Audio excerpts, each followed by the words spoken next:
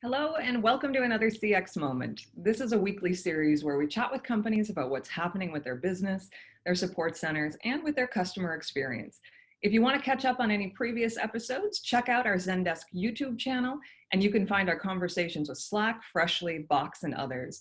If you've joined us before, you'll notice that we're starting to move out of how COVID-19 impacted us all, and we're going to transition into a go-forward direction. And if you're like me, you're more than ready for this.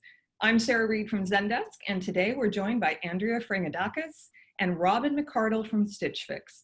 This 30 minutes goes by fast, as you know, so ask your questions in the Q&A, and we'll do our best to answer them all. And you'll also see a short poll about 5 minutes before the program ends. Please take a moment to share your feedback, and we appreciate you. So let's go ahead and get started. Hey there, how are you both today? Hi, doing great. So excited to be here. Well, yeah, I hope you didn't jinx us with we're coming out of COVID times. Well, I know we're not out yet, but I think many of us are we're getting a little weary of having all of our conversations revolve around COVID. Very true. But with that, I'm going to actually ask a COVID question, and then we'll start to move on. But, Andrea, I want to direct this question to you because Stitch Fix has always been a data-driven company. And before COVID-19, how did you all use your data to differentiate yourself from other apparel brands? Yeah. I mean, data really is so much at the heart of kind of everything we do at Stitch Fix, along with kind of balancing that with the human interaction. And so, I think like what's different for us in CX is that our data set is different from how our algorithms partners are leveraging data. And so for everyone who's in CX, you all know kind of the wealth of insight we can get from our interactions with our clients, and that our ticket data really represents a potential friction point in their experience. It can represent an opportunity to build a relationship with a client.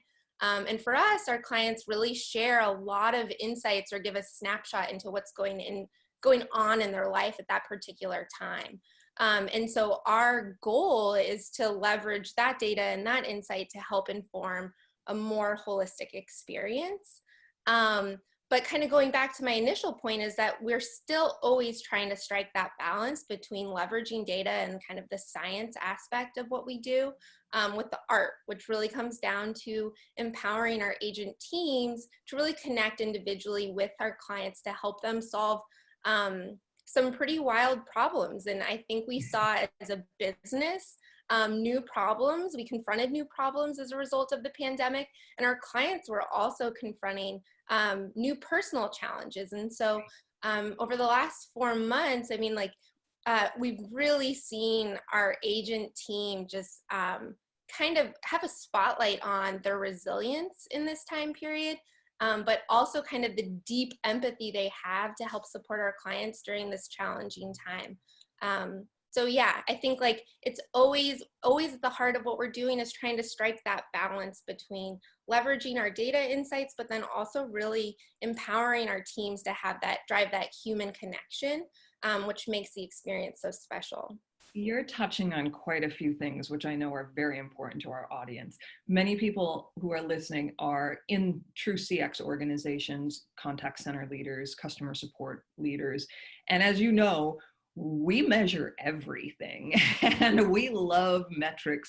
But what you're also talking about is something that's near and dear to me, which is that behind every metric, there is a human.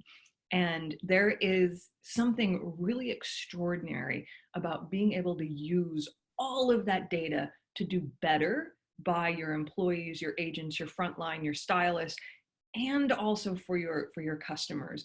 So on a personal note, what are your 2 favorite pieces of data that you collect or that you've discovered? I know that's just a random question, but yeah, I mean, I would love for Robyn to chime in. I'll share a little bit, but I would love to hear. We're both very vocal on this topic. Yeah.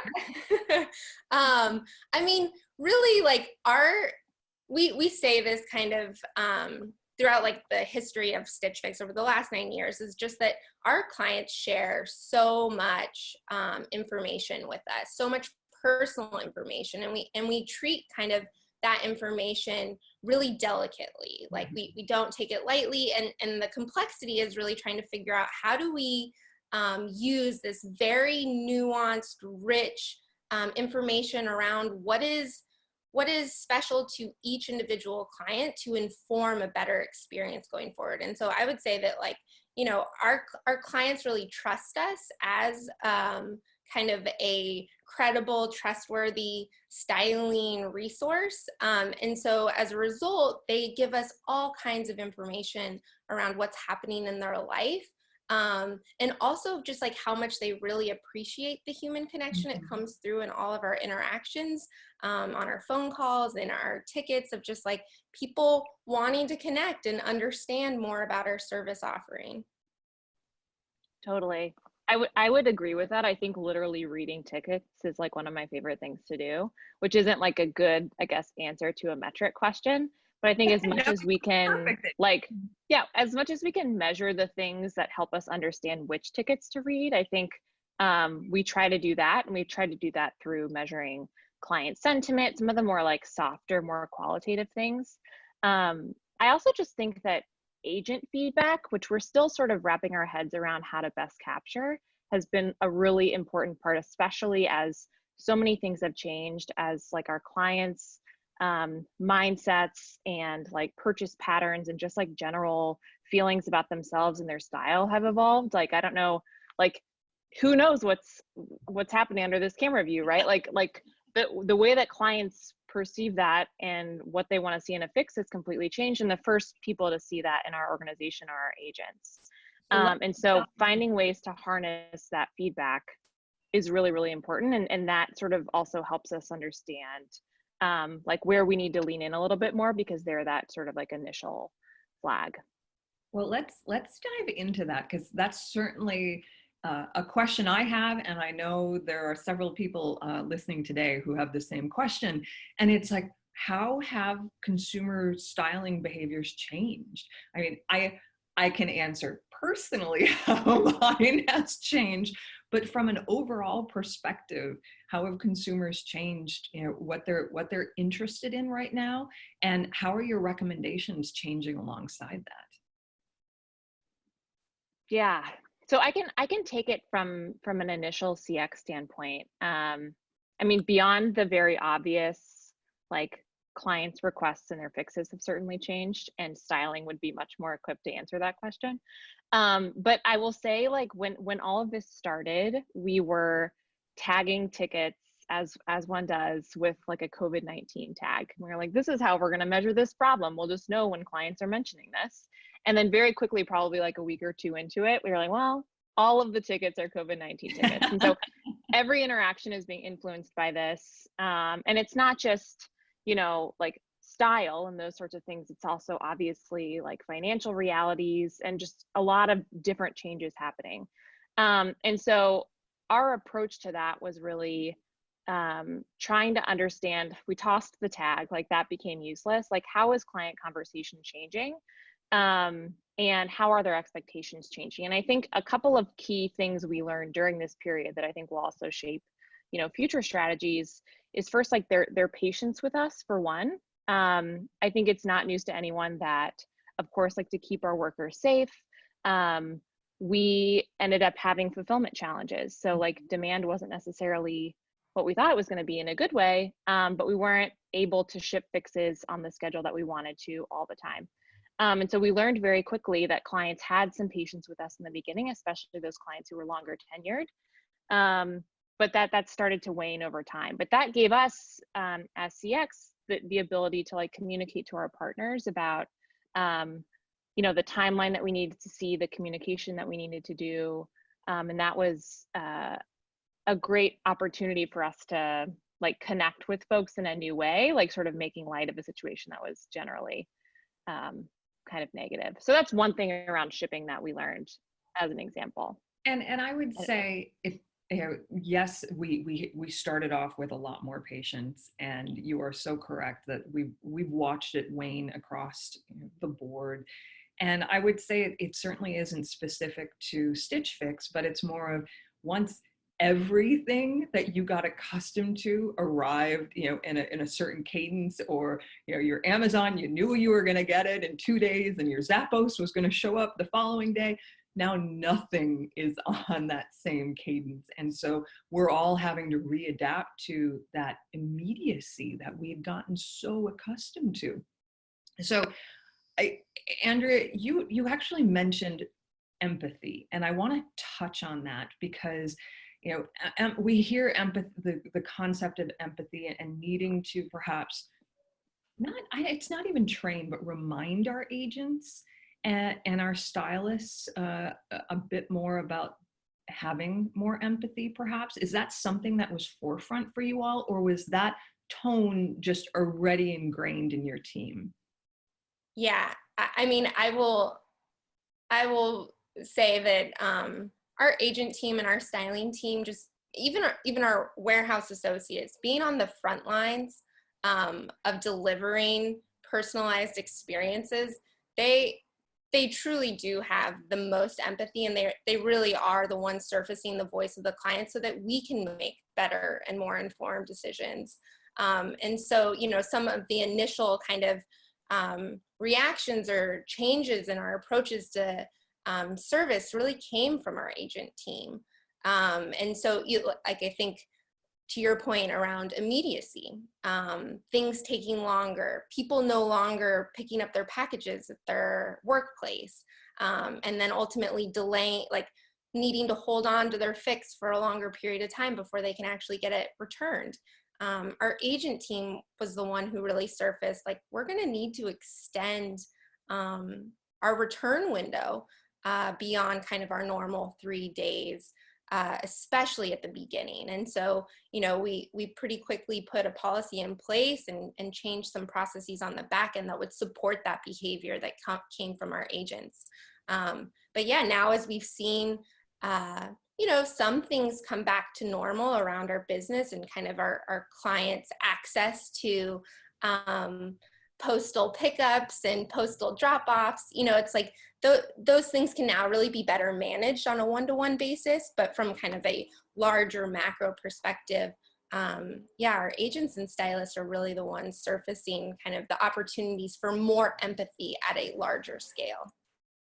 We've talked quite a bit already around how you use insights to prepare your agents, your stylists, but how does technology come into play for you?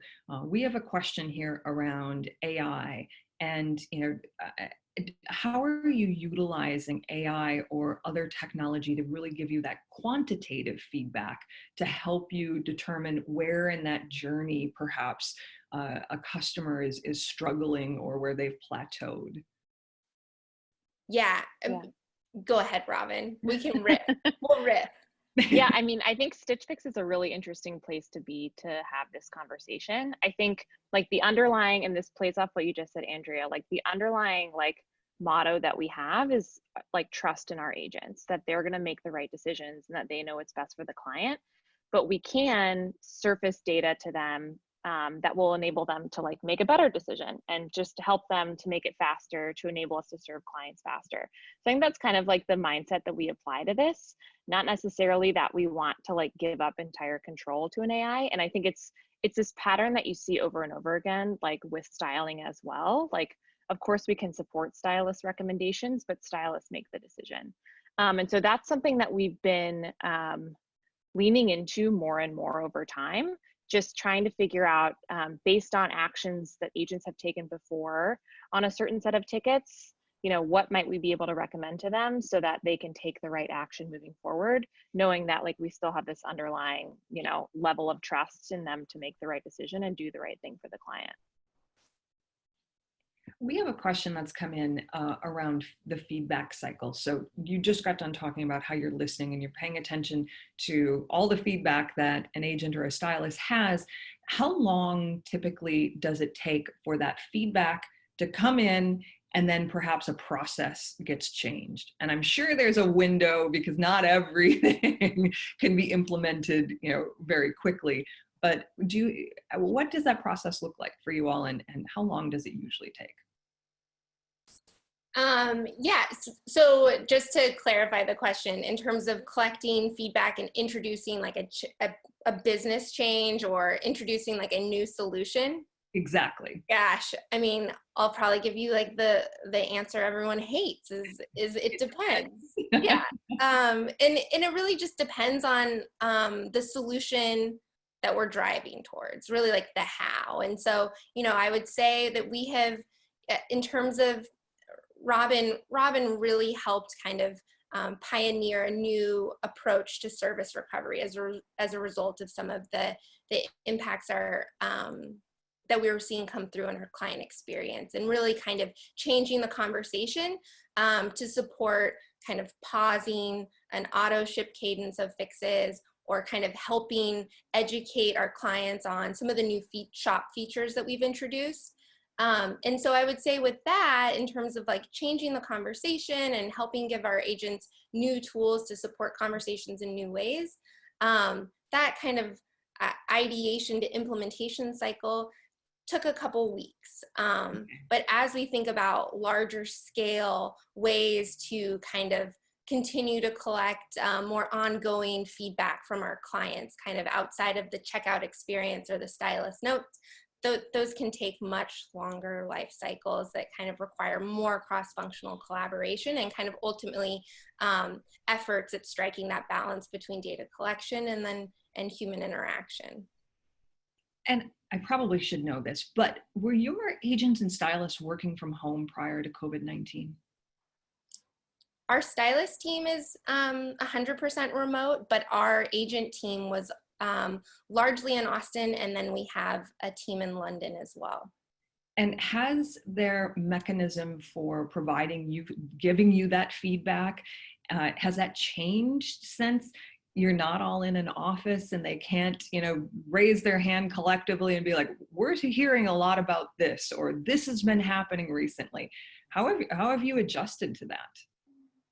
Yeah, I mean, it's pretty incredible in terms of, I think we had certain technological systems, infrastructure in place to support more ongoing feedback with our agent team. We have like an online forum. We hold focus groups pretty regularly with our team, which is usually over video call as well. But I think the engagement has increased in this environment where we're all 100% work from home. And so that's what's been so exciting, is that, we're kind of, it's been a catalyzing force to drive more and more engagement and discussion to make sure that we're not missing, there aren't any gaps in kind of capturing agent feedback. So I wouldn't say like anything dramatically has shifted other than just the overall engagement we've seen kind of collectively. And so Robyn, you and I, we've talked about this a little bit earlier, and that our very on-demand immediacy, we as consumers have gotten very accustomed to getting whatever we want, however we want it, through an app very quickly. Is that sustainable now that we've had this big hiccup? Are we going to go back to that, or has that changed forever? Yeah, I mean, it is interesting, just to like go back to our conversation for a moment. Like when you see that your Amazon delivery won't be here for 2 weeks, like I think you look at your fixed delivery with similar eyes. But I think broadly, like when we think about this sort of like dystopian on demand, like I just get the thing when I need it world, where I think companies can contribute to sort of changing that conversation is really shining the light on the humans that make that possible. I think that we've moved into this world because we've been obscuring the folks who like are essential workers and who are like contributing to creating those experiences for us. And at Stitch Fix, that's our stylists, our warehouse associates, our agents are like truly the heartbeat of the business. And so when you know, Andrea at the beginning of the call talking about like balancing art and science, like that art and that like heart, which I'm like rolling my eyes at myself, is just like a huge part of what we do. And we wouldn't have the business we have without the relationships with our clients. And so I think we can all, as companies who provide services and goods to clients, help to combat that world by just like returning the focus to the people who actually create these experiences. And I think as consumers, we have a responsibility to look at the companies that you do business with, and to make sure that their values are aligned. But yeah, I think what Andrea just mentioned about the empathy that our agents have and like the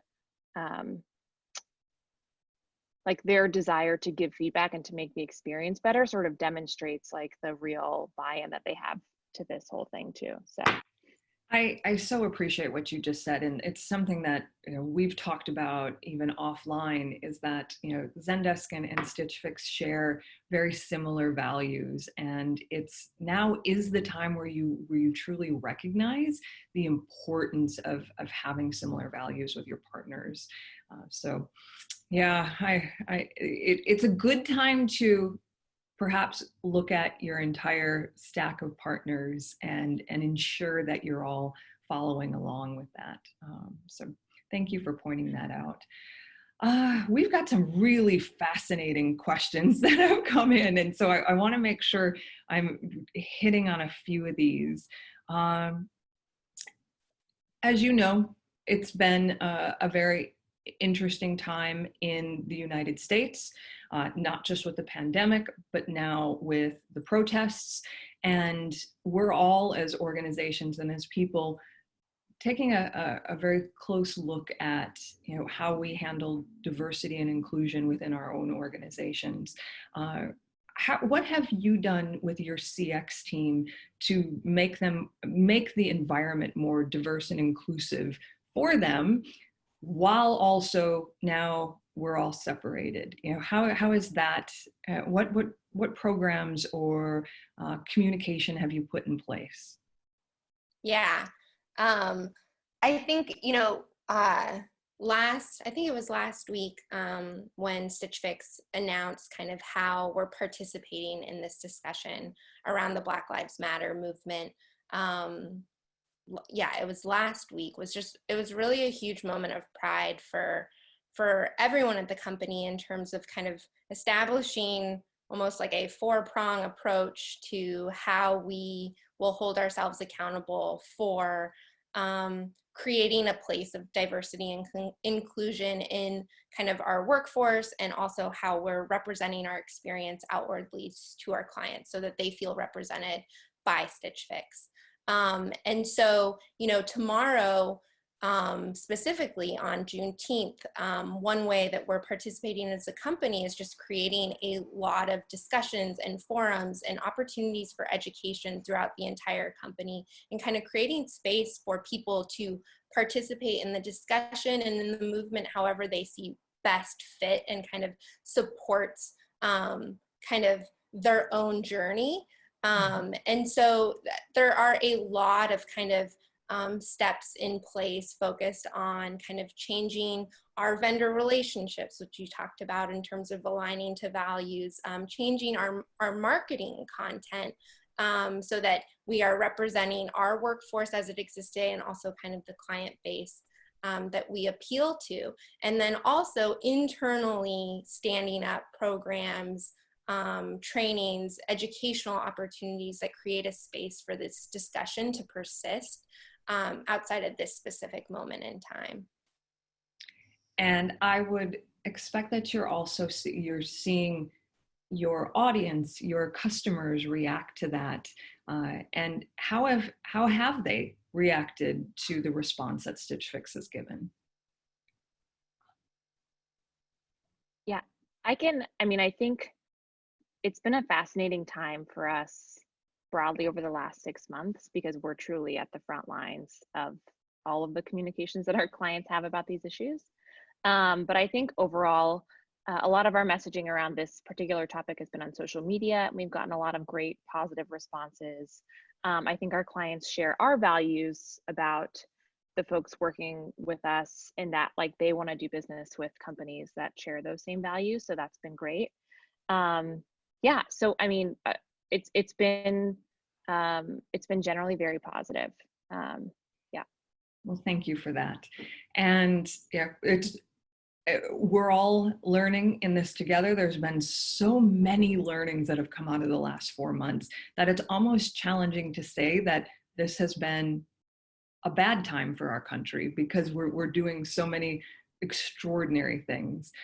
So let's jump back into consumers for our last few minutes. And Robyn, I know you have an opinion around this, but what's next for us apparel consumers? You know, are we, now that stores are opening, are we just gonna run to the stores?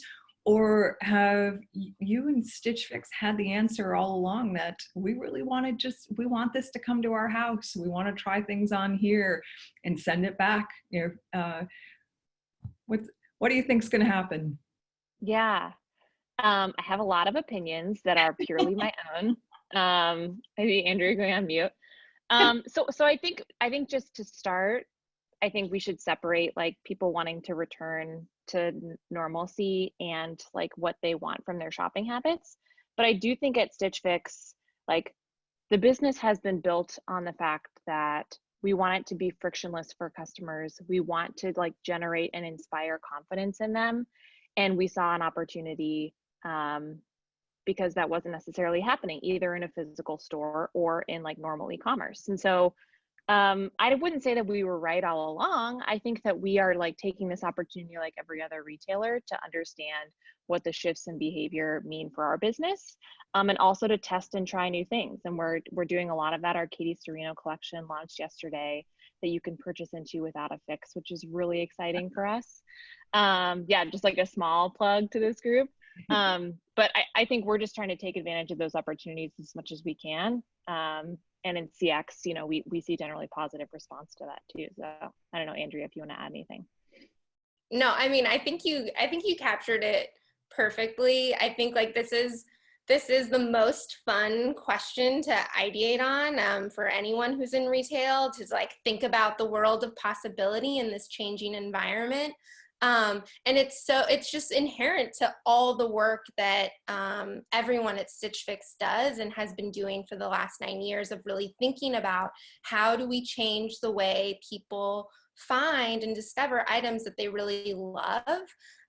And so we've been able to transform that and kind of provide kind of effortless support in discovering items through the Fix experience over the last 9 years. And kind of to Robyn's point, we've also been kind of pushing on boundaries of what's possible and how to drive more engagement and inspire clients in new ways to discover items they love with kind of the shop experience that we've stood up in the most kind of last 6 months. And so for everyone who's not familiar with Shop, another plug, it's just it's a way to kind of step into your own digital storefront that surfaces outfit recommendations based on items you've purchased with Stitch Fix, or just based on your preferences. And that's what you'll see with the Katie Serino launch. And so what's really exciting is that you have a personalized digital storefront, but what's dangerous is that it refreshes every 4 hours. And so it can be pretty enticing, but it's just a way that drives more and more engagement and kind of, to Robyn's point, inspires those intangibles around feeling seen, feeling heard in the assortment and recommendations we're surfacing, and also just inspiring confidence. And throughout this all, we've heard a lot about trust. You know, it's trusting that the data is being used correctly, trusting that your agents and your stylists have the tools that they need to do it, to give the right recommendations, trusting, you know, how the experience is going to be. So I really appreciate everything. We've actually run out of time, but I want to ask one last question, and that is, you know, do you have a quick Zendesk tip or trick that you'd like to share? Yeah, I can go quickly. It's not a very good nerdy answer, but I will say that, and this ties back to everything that we've talked about, the ability to, and we do this in like good data. I think we're like old school Stitch or Zendeskers, the ability to drill into an individual ticket from a report, taking something from like a very high level metric down to like an individual client story is like wildly important for our business. And so like that functionality is something that we rely on a lot, but I think we're generally really excited about what's coming down the pike for Zendesk, and are making a lot of changes, you know, within our team. So yeah, probably lots more to that question than we have time for. Well, we'll have to do this again, because that's it for today. And I just want to say thank you to Andrea and to Robyn for sharing your expertise. And thank you to everyone for sharing a moment with us today. Please stay connected with us and the rest of the Zendesk community. We're going to take a little summer break after this, and we'll be back on July 9th, where we'll be joined by TimeShift's Chief Troublemaker and Brand Officer. She is definitely not to be missed, and we'll talk all about creating great careers in customer support. And it's a session for agents, leaders, and mentors. So between now and then, please be safe, be helpful, and we'll chat again soon. Thank you, everyone.